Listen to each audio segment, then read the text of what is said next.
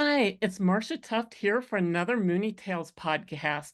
And today I have Tracy Borgmeyer, award-winning author of the Halley Harper Science Girl Extraordinaire series. And Tracy is a fellow engineer like me and shares my passion for empowering girls in STEM.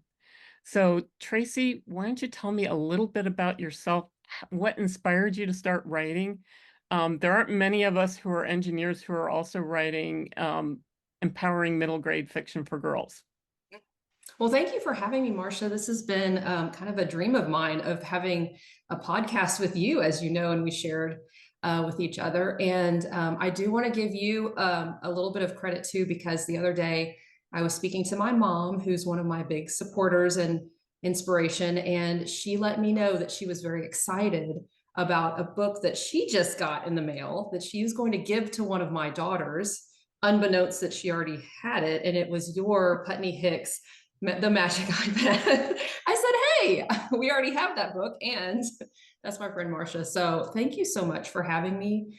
And it's been a pleasure knowing you for so many years now and connecting with you as an engineer and an author. So similar to you, I think that we both, I know speaking for myself, I didn't have a lot of engineering type or science types of books to read as a child. I really enjoyed Encyclopedia Brown, and I liked watching Punky Brewster and some of these, persnickety type of characters that problem solved. But there really wasn't a character out there when I was growing up in the 80s that I could look at and say, hey, that's a science girl that, I can really relate to. So I think like many authors, we like to write the things that we don't see out in the world. And I have three kiddos.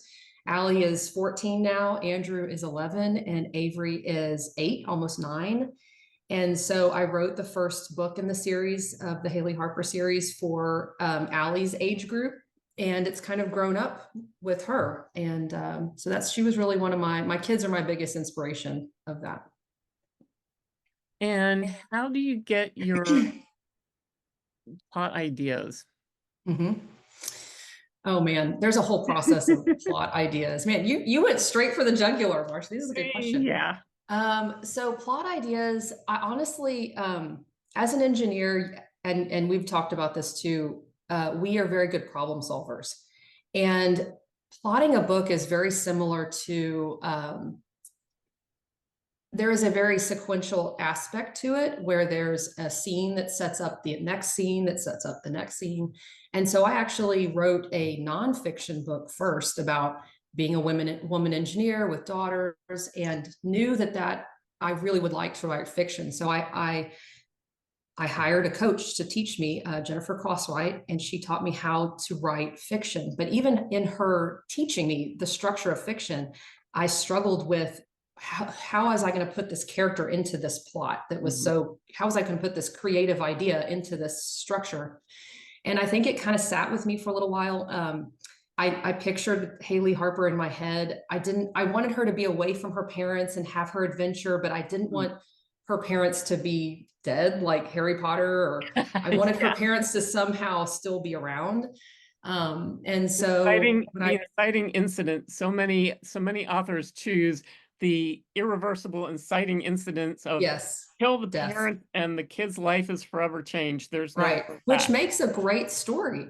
But her biggest inciting incident is science, and she is known as Miss Disaster. Her dad teaches her or calls her Miss Disaster, and that actually comes from my dad used to call me Miss Astra Disaster. And so her inciting incident involves cornstarch in the first book, and she had a big giant disaster, and it made her mom send her to science camp. And that's where the adventure really lies, is when she gets away from her clean kitchen and her mom's set up ways, and gets out into nature, into her science camp. And that's where the plot really begins. So And there, for readers, you've got to get these books because there's so many cool things that you'll get, like Camp Eureka and the cafeteria Pi R Square. There's mhm. so many fun names in the books.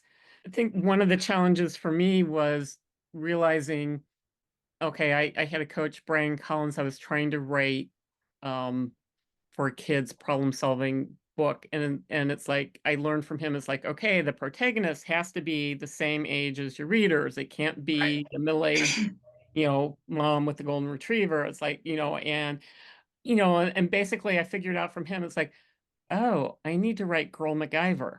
Yep. And it took me a while to figure out how to do that. And you Right. got to learn as an engineer, it's like, yeah, we know problem solving, but learning story is a whole nother skill set. So different. Yeah. And And I have a blog to where I documented a lot of that with my daughter, doing experiments with her. And there's one in particular that we put a marshmallow into a microwave. And I have a video of her. This is back in the early days of video recording on your iPhone. And I have the conversation, the dialogue between me and her about this marshmallow getting bigger and bigger and bigger. And at one point, I hear her in the background going, oh no. And I go, oh no. And we're making this dialogue that this marshmallow is starting to blow up, like it's starting to burn. And there's like, you see like a burned hole. And so I'm actually doing these disasters and I'm taking them to the next level in these books because I can. It's fiction. yeah, But many of the dialogue, many of the things I write are literal dialogue between me and my daughter of experiments we've done and what she would say. So it's kind of like getting into the mind of a 9-year-old through actually doing the experiment. So that was my biggest source of inspiration there. cool. Well, so today, Tracy's going to share with us a bit from her award-winning second book, and several of her books have won awards. The Friendship Experiment is one of my absolute favorites, and she's actually going to do the experiment that's the inciting incident from this book for us too. So, Tracy, I'm going to put you on speaker view, So and are we ready for this? I think if you're ready, we're ready. Yes. Okay, so a little bit of background with this book in particular. As Marcia said, it's the second book in the series, and Halley Harper is known as Miss Disaster. You see that on the front cover where she is definitely having a disaster in her best friend's garage. Her best friend is named Graceland, and actually Graceland, I love my illustrator's depiction of Graceland. Graceland is a unicorn for Halloween. And one of my also favorite things to do and write about is about holidays. Like I really love Halloween and science and how spooky and creepy things can be on Halloween. So in this particular chapter, I'm going to read to you about monster toothpaste. And I am going to attempt, I've told Marcia, I'm going to attempt to do this experiment along with the Halley Harper character. So let me just get set up here. Get my catch pan so I don't have a disaster in my own home here. Okay, so here we go. And again, this is Halloween. Halley Harper has agreed to do a science experiment at her best friend's haunted house. So here we go. Chapter 3, Monster Toothpaste. Halley raced up the sidewalk and stopped in front of the haunted mansion. The air smelled like a mixture of cinnamon sticks, candy corn, and dried autumn leaves. Halley adjusted her white lab coat, green safety goggles, and red backpack. She smoothed her tangled ponytail with one hand and clutched a giant beaker in the other. She climbed the steps to the mansion and noticed cobwebs stretched over the bushes. A cloud passed over the big autumn moon. Black bats hanging from trees whipped about in the cool breeze. She shivered and was glad her Halloween costume involved a lab coat. Jack-o'-lanterns glowed on the porch. Skeletons sat in chairs holding a sign that read, "Enter at your own risk." Eerie purple, orange, and green lights were dancing around, and she could hear ghostly noises inside. Halley hesitated before going in. She didn't like haunted houses with things that jumped out and scared her. Taking a deep breath, she pressed the doorbell and braced herself. Ding dong! An evil laugh cackled all around her. The skeleton's teeth chattered, and a figure floated behind the glass front door. "What's the secret password?" the figure cried out. The secret password? Trick or treat? Halley gulped. The doorknob slowly turned, and a unicorn horn poked out the door. A girl with a purple glittery face squealed and leapt out to hug Halley. "Graceland," Halley shouted, relieved. "I love how your unicorn costume turned out." Graceland beamed, adjusting the horn on her headband. And of course, Haley, you are a scientist. At your service, Haley curtsied, holding her lab coat like a dress. Ooh, is that for your experiment you're going to do? Graceland touched the giant beaker. Now I have a giant cylinder here, okay, which I'll use in a minute. Hurry, come on in, we've been waiting for you. She turned around. There was a purple and pink unicorn tail pinned to the back of her pants. Her hair was braided in a French braid down her back, ending in a big white bow. Your mom is so creative, Haley admired Graceland's costume and her house that had been transformed to a haunted mansion. Hi, Haley, someone with a green face, dressed all in black and wearing a giant pointy hat sang out in the kitchen. She was stirring a bubbly giant metal bowl. Would you like a bit of my witch's brew?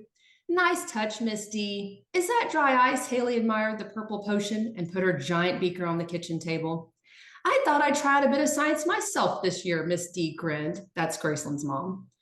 Thank you for agreeing to do some mad science for a haunted mansion. She handed her a cup of the purple brew and adjusted the fake wart on her nose.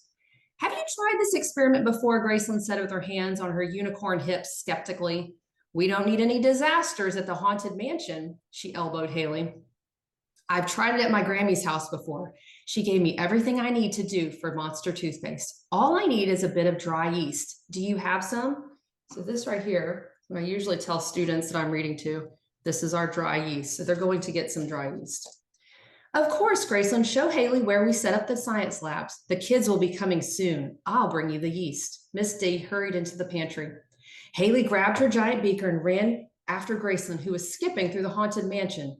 They stepped out into the garage, decorated like a science lab. Fake hands, eyeballs, and brains were floating in jars. A life-size Frankenstein was standing in the corner. Skeletons hanging on metal frames were grinning like they were patiently waiting to watch the experiment.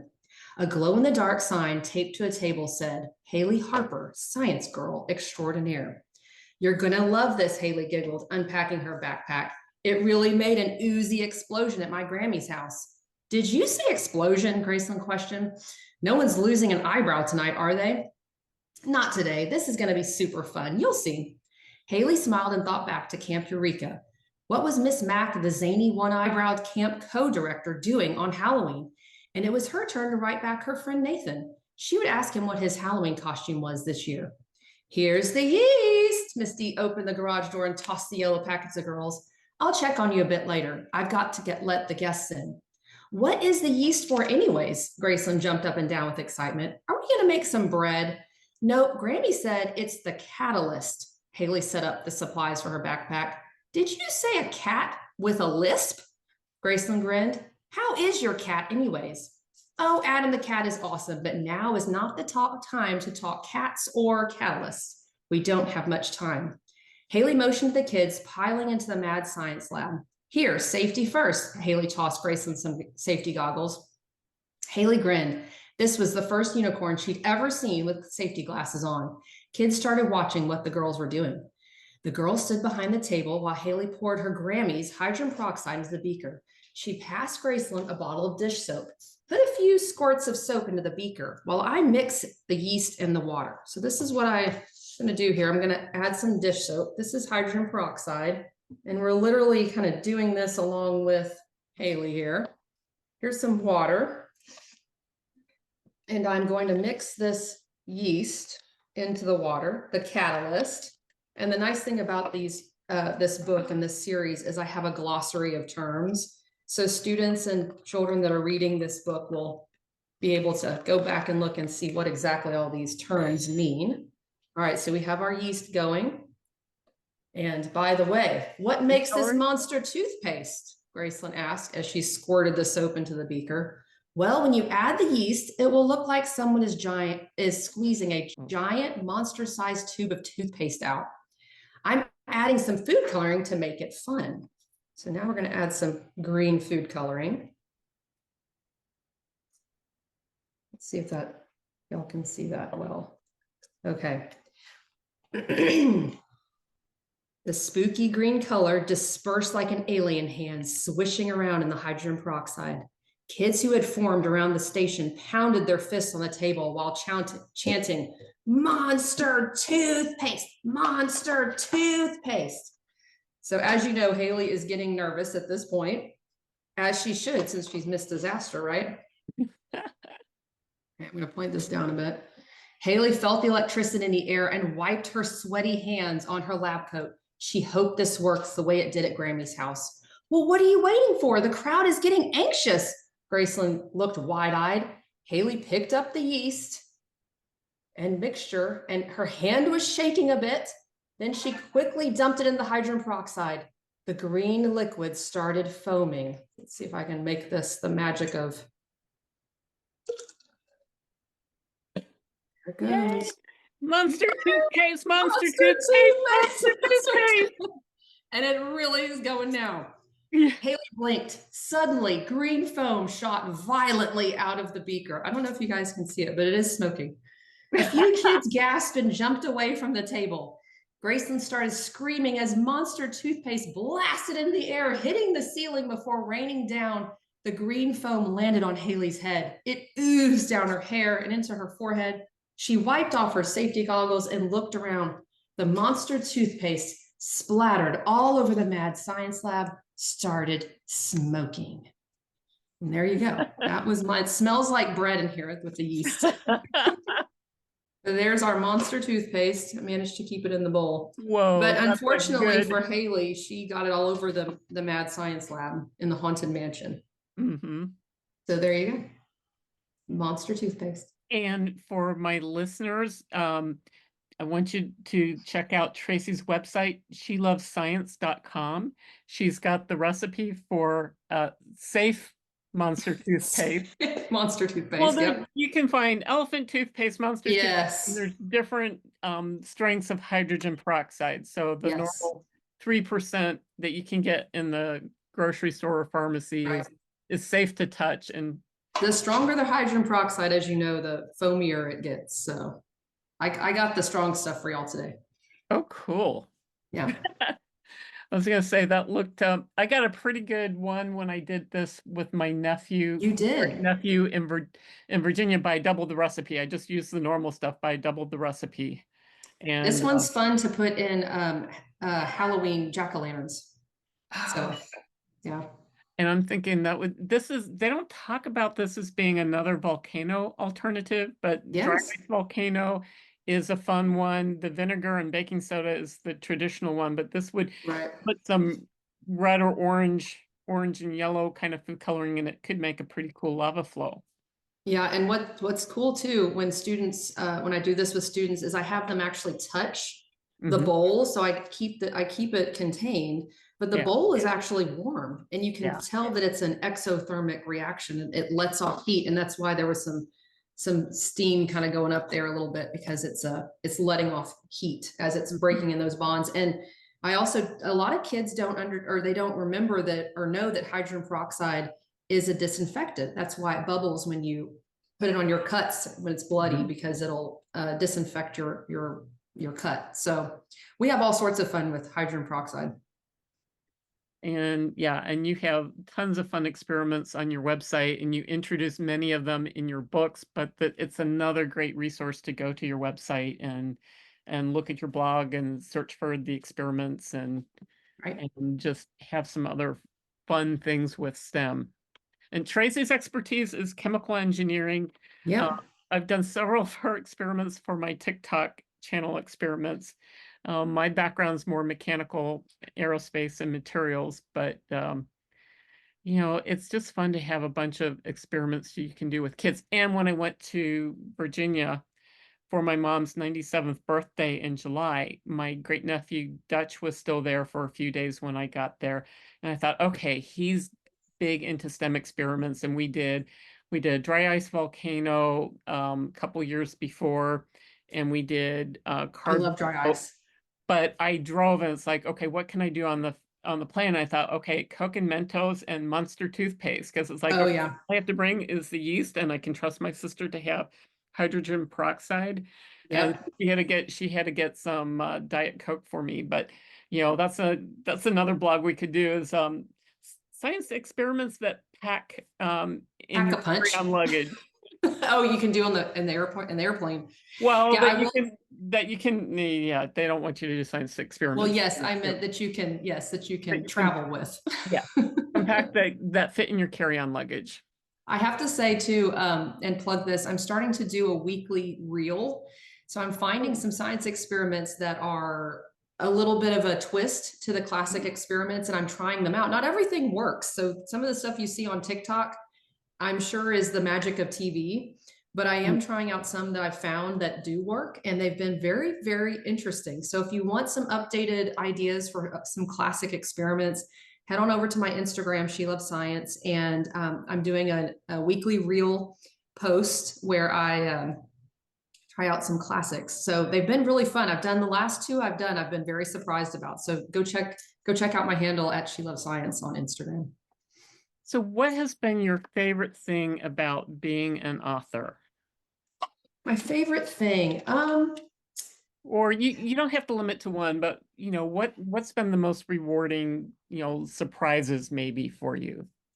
I will say, so this will get real deep real fast, but I will say when I first started writing the series, I had a very specific person in mind, a student, a child that I needed to write to that one person and give them, help them in their life by giving them this character. And they needed this character because one day they were going to go out and do this amazing thing like become a scientist or an engineer. And they were going to be inspired by this character I was writing, and they would stop an explosion or they would learn how to cure cancer, or for some, I would play some small role in that person's life of inspiring them with these little stories. And what I found is I finished writing the 5 book series of Halley Harper. There's five books, and each book goes through a different genre of science. So the first one is physics, the second one is chemistry. So each one is very contained, where it goes all the way from geology to biology, and the very last 5th book is about space.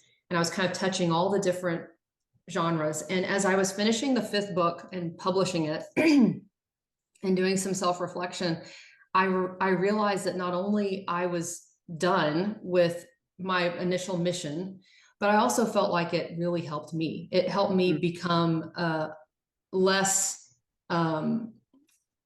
worried about my own success.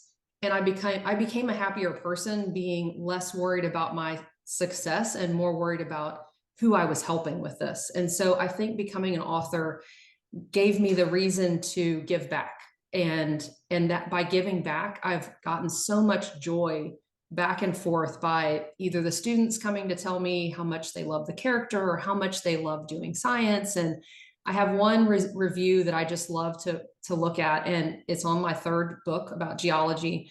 And her name was Amelia, and at the time she was 8. Her mom posted the Amazon review, but she said that now that she's read this book, she might think about becoming a geologist. And so that's always been just like I love the thought of being an author and giving that back. And I know you feel the same way about your book series in Putney Hicks, and it's a very much of an extension of yourself, and how you give back to the world. So I Yeah, got and real deep. I got real deep real fast on you. yeah, but I mean, that's why a lot of times that's why an indie author does something is they have a Yeah. passion, a personal mission, and there's not a book out there that is filling that mission. Right. And one of the things I learned from working with the Greater Cincinnati STEM Collaborative was that lack of confidence in math skills was the number one barrier to success in STEM. And I'm based in Cincinnati. Tracy's based in the Houston area. Mhm. Um, but we have a college prep high school where all these kids were supposedly going on to STEM fields, and they tried this softball question to open up this Q&A. It's like, do you see yourselves in a STEM career? And all the kids said no. Wow. They didn't have confidence in their math skills. Wow. And a lot of times Math is so important. parents set expectations that it's like, oh, math is hard. You don't need it. I was terrible at math. You're no good at math. And the words shape your reality. And you Right. think that, okay, mom and dad, they think I'm no good at this. I can't do this. It's hard. It's not worth learning. You'll never need it. And the teachers don't understand necessarily how relevant even algebra is to engineering. It's Mm, like trying to write a book without words. Yeah, children's yes. picture book, you can write pictures, but math is kind of the language of science. It's how we communicate and problem solve and model the world and figure out where our models are correct or wrong and how we optimize things. And I mean, you know me, I have two younger kids, and yeah, Allie's a freshman in high school, but my younger ones, there was a giant gap, as you know, with COVID, the COVID year. And as much as I love doing science, my kids need teachers. Like they need people other than me teaching them how to do things. And we've had to go back and do some foundational, fundamental math work and catch up. I think just because of that year and a half off. So math is so important, but it's so foundational. If you, like you said, it's so foundational for science and engineering. And if you don't have that confidence with math, that's going to be a deal breaker in the STEM fields. and one thing books are great at doing, especially fiction books, is changing attitudes Right. and helping girls see themselves in the picture. And that I think that's why we're both so passionate about having a female Mhm. character in our books. Is like, yeah, we want to, for me personally, it's like I've learned it's not so much that they have to go on to engineering or science, but I just want them to believe in themselves and that they can do Right. things and to see the fun side of design and problem solving and engineering and science, and maybe not be afraid to dream big and go after their goals and believe that they can Right. figure things out. um so that's so that's what Tracy and I are trying to do, change That's the what we're world one doing. girl at a time.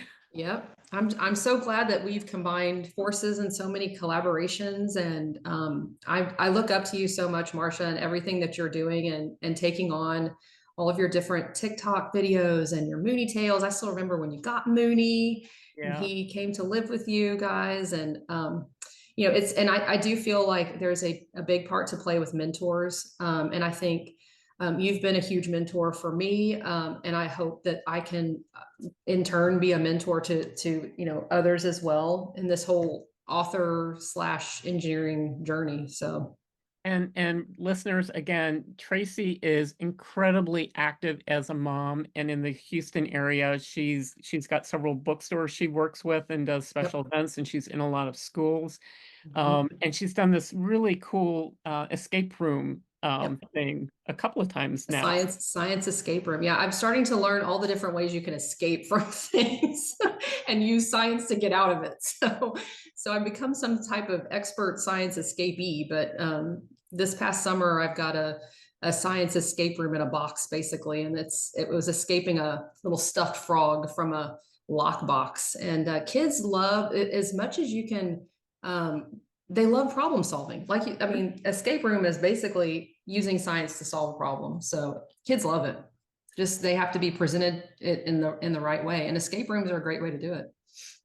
So again, I recommend my listeners to go to Tracy's website, shelovescience.com.